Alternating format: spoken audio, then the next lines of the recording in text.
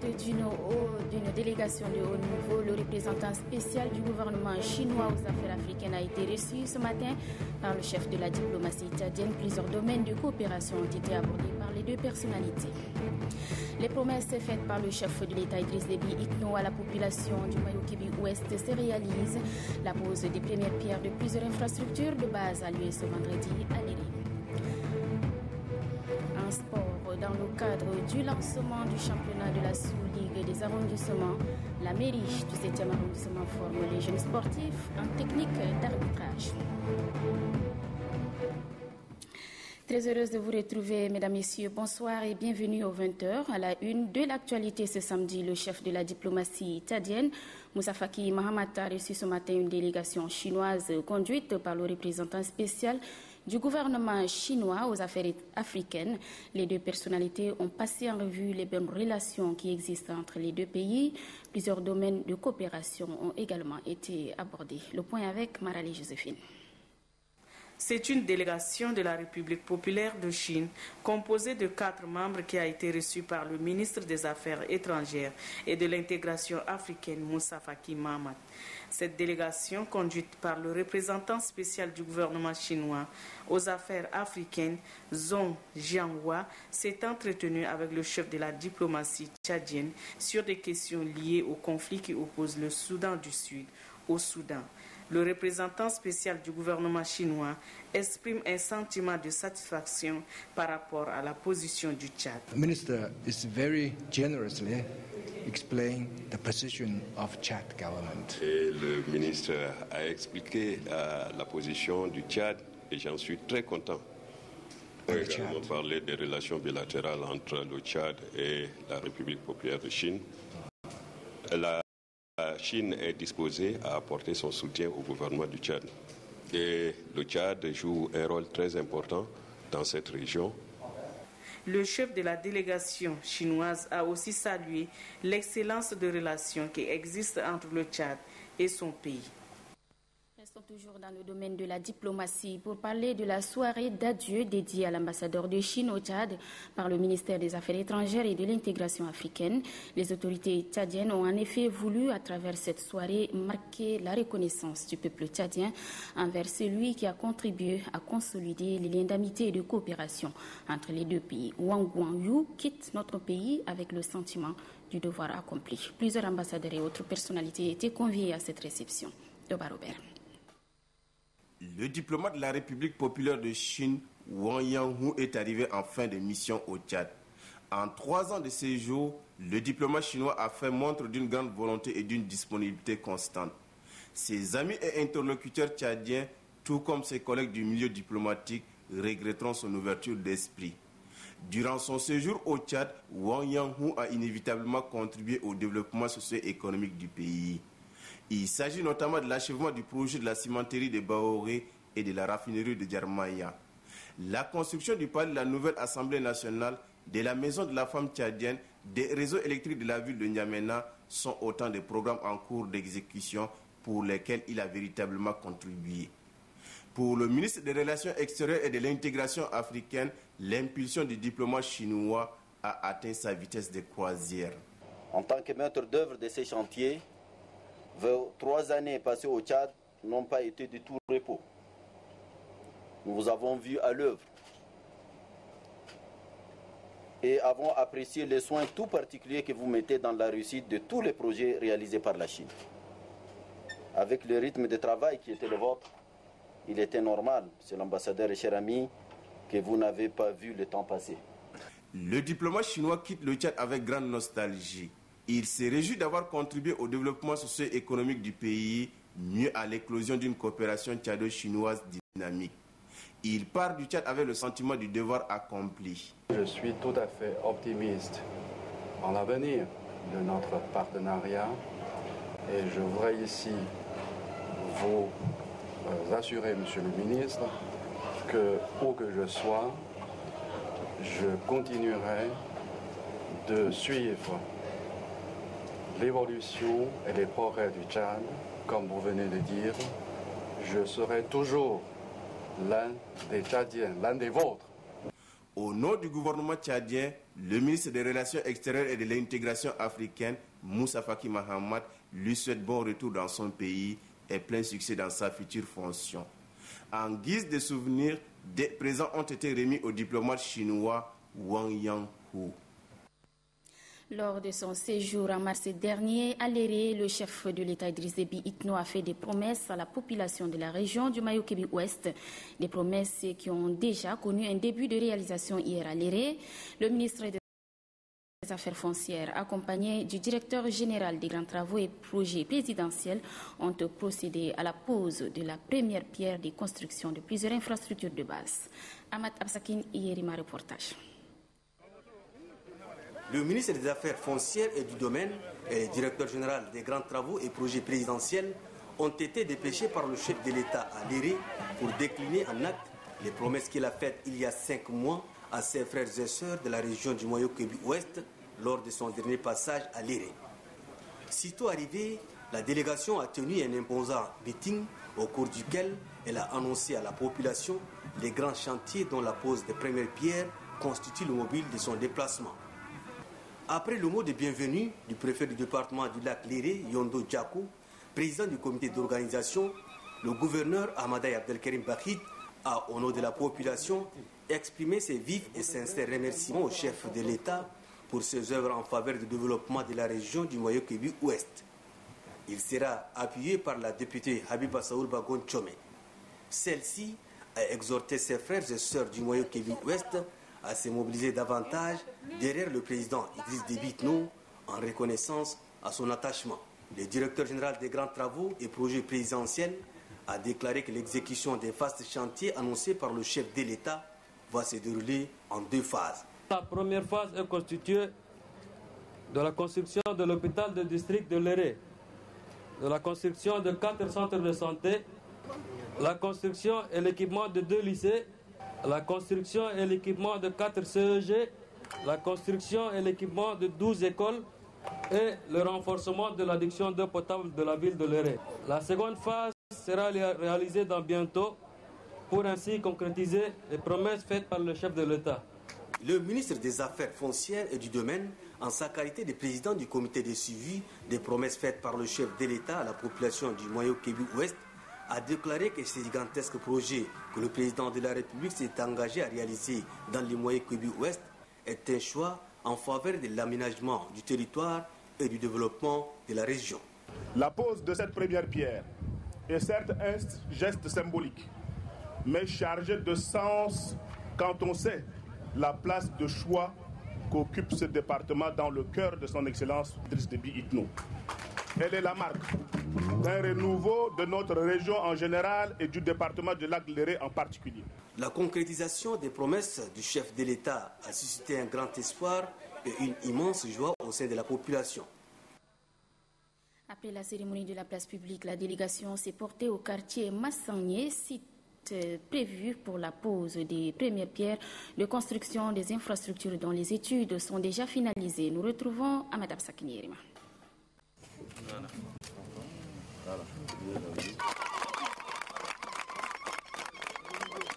La pose de ces premières pierres de construction marque ainsi le début d'une série de gros investissements dans les infrastructures de base au Mayo-Kébi-Ouest. C'est en fait une traduction dans les faits des promesses du chef de l'État à la population de cette région. Ils sont nombreux, très nombreux, les grands projets annoncés. Mais dans l'immédiat, cette opération concerne la construction d'un hôpital de district, d'un marché moderne et d'un stade omnisport à Léré, ainsi que le renforcement de la capacité de la station de production d'eau potable de la ville et l'extension de son réseau. La réalisation de ces infrastructures démarre en même temps que la construction et l'équipement des 21 écoles primaires, 6 collèges d'enseignement général, 3 lycées modernes et 4 centres de santé répartis dans une trentaine de localités de la région du Mayo-Kébi-Ouest. Plus de 15 milliards de francs CFA sont prévus pour la construction de l'ensemble de ces infrastructures en attendant d'autres grands projets qui seront réalisés en 2013. L'exécution des projets en cours est confiée à des entreprises nationales et locales. Le délai imparti pour la réception des ouvrages et de 6 mois pour les écoles primaires, les centres de santé et la réhabilitation du système d'adduction d'eau potable, 8 mois pour les collèges, 10 mois pour les lycées, 1 an pour l'hôpital de district, 1 an et demi pour le marché moderne et 2 ans pour le stade omnisport. Ici à N'Djamena, le ministre de la Culture, Kaya Omar Defala, a rencontré les délégués régionaux de la culture actuellement en formation. Une rencontre qui a permis au chef du département de la culture de rappeler à ses collaborateurs leur mission. Saint-Tiche Mantar. C'est la première fois depuis sa nomination que le ministre de la Culture se retrouve en face des 22 délégués régionaux de la culture. Ceux-ci sont à N'Djamena pour mieux s'imprégner de la politique nationale de la culture. Le ministre a saisi l'occasion pour leur rappeler quelques principes et devoirs auxquels ils sont astreints. Le délégué régional, en tant que représentant du ministre, se doit d'être plein d'initiatives, souligne Kaya Omar Defala. Vous devez travailler avec les associations culturelles de vos régions. C'est très important. Vous devez également travailler avec les cadres de vos régions. Vous devez intéresser le gouverneur, les préfets, les maires par rapport à ce que vous faites. Soyez éveillés. Quand vous voyez des jeunes gens qui payent le transport, qui se fatiguent pour apporter un spectacle dans vos villes, aidez-les. L'élection Miss Tchad étant l'une des grandes activités du ministère, le chef du département a tenu à rappeler aux délégués régionaux le rôle qu'ils auront à jouer. Il leur incombera de bien organiser les présélections régionales pour garantir la réussite de la phase finale du concours. La discussion avec les délégués régionaux s'est révélée fructueuse avec des propositions à l'issue pour améliorer l'organisation de l'élection Miss Tchad. Enfin, Kaya Omar Defala a mis ses collaborateurs en garde contre les mauvaises pratiques telles que les détournements de fonds alloués aux délégations régionales de la culture. Quelques agents administratifs de la police nationale sont à l'école du savoir. Ils suivent une formation sur l'outil informatique. C'est le centre Elvis informatique du quartier Ambassadna qui abrite la session de formation. Adef Amat Benrama. Ils sont une trentaine de cadres administratifs de la police nationale à suivre une formation axée sur l'outil informatique. Les enseignements qui leur seront dispensés durant les 2 semaines portent sur les logiciels Word et Excel 2003. À en croire le directeur général de Elvis Informatique, Masdongar Lafi, son centre qui assure la formation a déjà formé des cadres de plusieurs ministères et sociétés. De l'avis du directeur général de la planification de la police nationale, les personnels de son service doivent être au rendez-vous des exigences technologiques. La police nationale, tout comme les autres institutions de la République, ne peuvent rester en marge de l'évolution technologique qui constitue désormais un gage d'une administration efficace et moderne. Le ministère de la Sécurité publique et de l'immigration est conscient des enjeux, reste attentif à la formation de ses agents pour les hisser à la hauteur de l'évolution de la science. Le directeur général a ensuite exhorté les participants à suivre avec intérêt la formation à laquelle le ministère de la Sécurité publique et de l'immigration attache du prix. Et puis, depuis quelques jours, comme vous le savez, la ville de N'Djamena a enregistré de grosses pluies. Ces averses ont causé des dommages dans certains quartiers périphériques de la capitale. Pour constater de visu et apporter leur soutien aux sinistrés, quelques responsables des communes ont fait une descente sur les lieux aujourd'hui. Reportage, Adouma Abdelkader. Des maisons écroulées, d'autres avec des toitures enlevées et des familles laissées à la belle étoile. Ainsi se présente le bilan provisoire des pluies qui se sont abattues sur la capitale il y a de cela 2 jours. Difficile de circuler dans cet endroit de la ville du fait de la hauteur d'eau. Ici, dans cette périphérie du 1er arrondissement de la capitale, le spectacle est désolant.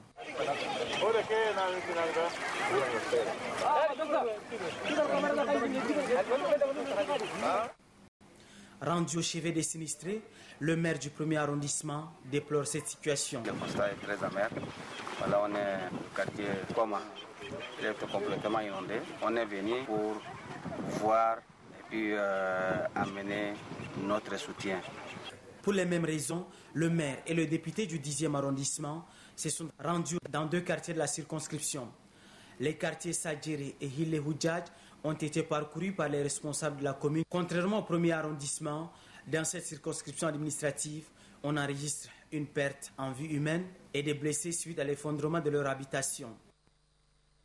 Les agents du groupe Sotel Tchad sont en congrès depuis 2 jours au centre culturel Al-Mouna, un congrès au cours duquel ils débattront des questions liées aux intérêts du secteur en général et ceux du personnel en particulier. Adef Amat Benrama. Au cours de leur congrès, les agents du groupe Sotel Tchad vont créer un syndicat unique et diagnostiquer les maux qui minent leur épanouissement. Selon les responsables syndicaux, la tenue de ces congrès a toute sa justification. La perte des avantages sociaux, notamment le non-versement des frais médicaux, les retards dans le paiement des salaires, des dysfonctionnements dus à la réforme du secteur, la nomination au poste des responsabilités des cadres externes sans obligation de résultats en sont entre autres les raisons. De jour en jour, les travailleurs constatent progressivement la perte de leurs avantages sociaux durement acquis. Cette situation peu luisante de l'entreprise a abouti au désaveu par l'ensemble des travailleurs de leurs 2 bureaux syndicaux, entraînant la mise sur pied d'un comité de crise afin d'organiser un congrès pour la création d'un syndicat unique de tous les travailleurs. Le secrétaire général du ministère des Postes et des Nouvelles Technologies de l'Information a notifié que ce congrès ne peut que contribuer au développement du secteur. La tenue de ce congrès, que je place sous le signe de la Renaissance, vient à point nommé car, à l'issue de ces travaux, naîtra sûrement un syndicat uni et fort qui non seulement va défendre les intérêts matériels et moraux des travailleuses et travailleurs, mais va contribuer aussi à la gestion de l'entreprise. Le groupe Sotel Tchad, faut-il le rappeler, est la fusion de l'Office national des postes et télécommunications ONPT et des télécommunications internationales du Tchad, TIT. La coordination des 220 bureaux de soutien au mouvement patriotique du Salut a organisé hier une soirée de reconnaissance. Il s'agit pour la dite coordination de remercier de vive voix tous les bureaux de soutien pour leur contribution lors des échéances électorales. Innocent Kilaï. Créée il y a 3 ans, la coordination nationale du bureau de soutien au mouvement patriotique du Salut regroupe en son sein 220 bureaux de soutien. Depuis sa création, la coordination nationale du bureau de soutien et les 220 bureaux de soutien ont mis en place un programme élargi et soutenu au président fondateur du mouvement patriotique du Salut, Idriss Déby Itno. Soutenir le grand camarade, président fondateur du mouvement patriotique du Salut, dans l'accomplissement de son programme de la Renaissance du Tchad. Battre campagne pour les élections présidentielles, législatives et communales prônées par son Excellence, président fondateur du mouvement patriotique du Salut, au profit du MPS. Pour encourager le travail abattu par les 220 bureaux de soutien, la coordination nationale leur a remis des attestations de reconnaissance. Chacun et chacune de vous s'est engagé moralement, matériellement, financièrement pour conduire ces activités. Les résultats sont palpables. Le coordinateur national Adam Timan Formalik a profité de cette occasion pour exhorter les 220 bureaux de soutien de réfléchir pour de nouvelles initiatives. Je le disais dans les titres, la mairie du 7e arrondissement soumet les jeunes sportifs en arbitrage de football. Cette initiative vise à préparer le championnat de football de la sous-ligue du 10e arrondissement. Nous retrouvons Innocent Clay. Initiée par la mairie du 7e arrondissement, la formation des jeunes arbitres entre dans le cadre des préparatifs du lancement du championnat de la sous-ligue de football des arrondissements. Pour cette première édition, 35 jeunes sont concernés. Et la formation porte essentiellement sur les règles de base de l'arbitrage. Il s'agit bien sûr d'apprendre à ces jeunes les 17 lois du football. La mairie du 7e arrondissement, initiatrice de cette formation, veut faire du sport l'une de ses activités principales. En prélude donc au championnat que nous avons l'intention donc d'organiser dans la commune du 7e arrondissement, nous avons estimé mieux de former des arbitres pour qu'eux-mêmes officient les rencontres de football. En paraphrasant ce que le chef de l'État a dit, il faut donc créer des espaces pour permettre aux jeunes de s'épanouir. Les 35 futurs arbitres du 7e arrondissement ont une semaine pour apprendre les béabas de l'arbitrage. Une évaluation est prévue à la fin de la formation. L'actualité hors de nos frontières au Burundi, l'énergie solaire est de plus en plus utilisée pour parer aux conséquences des nombreuses coupures d'électricité. Dans le service public comme chez les privés, les institutions s'équipent en matériel adéquat. Récit François Bader. C'est l'été au Burundi et avec la saison sèche arrivent les coupures d'électricité. Les délestages sont quasi quotidiens à Bujumbura. Seuls les hôpitaux et certains points stratégiques ont du courant en permanence. Pour certaines professions, la situation est difficile.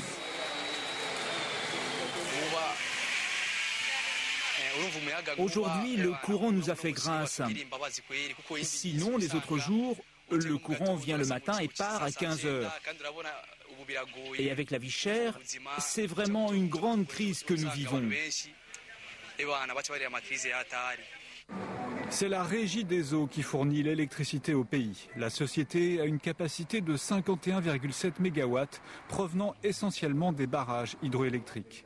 Même en temps normal, elle n'arrive pas à répondre à la demande. Le délestage se répète souvent dans la période de l'été où nous avons le niveau du lac de retenue qui se diminue d'une façon considérable. Le Burundi se tourne donc vers l'énergie solaire. Des hôpitaux et des rues de Bujumbura sont déjà équipés de panneaux photovoltaïques grâce à la coopération bilatérale. L'équipement solaire reste cher pour la plupart des foyers, mais des sociétés importantes du matériel de l'étranger se sont déjà constituées une clientèle. Comme cette résidence hôtelière située au bord du lac Tanganyika. Chambres, piscines, éclairage fonctionnent au photovoltaïque pour le plus grand bonheur de son directeur. Je vois que j'épargne beaucoup de dépenses à la fin du mois ou après 2 mois. Je n'ai pas de facture de régie des eaux qui peut arriver facilement à 2 millions par mois. Fini les factures qui augmentent périodiquement et les coupures d'électricité. Les utilisateurs d'énergie solaire se réjouissent de leur indépendance vis-à-vis de la Régie des eaux. En Côte d'Ivoire, l'État a mis en place un nouveau système de gestion plus moderne des armes légères. Il s'agit de marquer toutes les armes récupérées afin d'éviter leur convoi dans le pays ou encore dans la sous-région. Une initiative soutenue par la CEDEAO. Béatrice Fengzan. La Côte d'Ivoire veut identifier ces armes pour lutter contre leur prolifération. CEDEAO, Côte d'Ivoire, police nationale, arme, numéro de l'arme. Un numéro de série doit figurer désormais sur chaque arme afin qu'elle soit enregistrée dans une base de données, une traçabilité longtemps souhaitée par la CEDEAO, partenaire de l'initiative. Ce système d'identification est une façon de limiter la circulation illicite d'armes en Côte d'Ivoire et dans la sous-région. Une fois toutes ces armes seront marquées, bien stockées, c'est le début d'un nouveau système de gestion, d'amélioration de la gestion de stock d'armes. Un système de gestion plus moderne pour éviter de retomber dans les violences qu'a connues le pays après les élections et empêcher sa propagation aux frontières, un spectre présent dans tous les esprits lors de la réunion qui lance ce nouveau programme d'action. La résurgence des crises, les zones de turbulence au Mali, en Guinée-Bissau, dans le delta du Niger, nécessite d'identifier les actions à entreprendre pour améliorer le niveau de la gestion des crises afin d'instaurer de nouvelles conditions de sécurité et de paix dans l'espace CEDEAO. Ce plan d'action national concernant les forces de l'ordre doit s'étendre aux civils, dont beaucoup sont armés. En attendant, des kits avec machines à graver et logiciels sont distribués aux fonctionnaires. Un coût total de 23 millions de francs CFA, financé par l'Allemagne.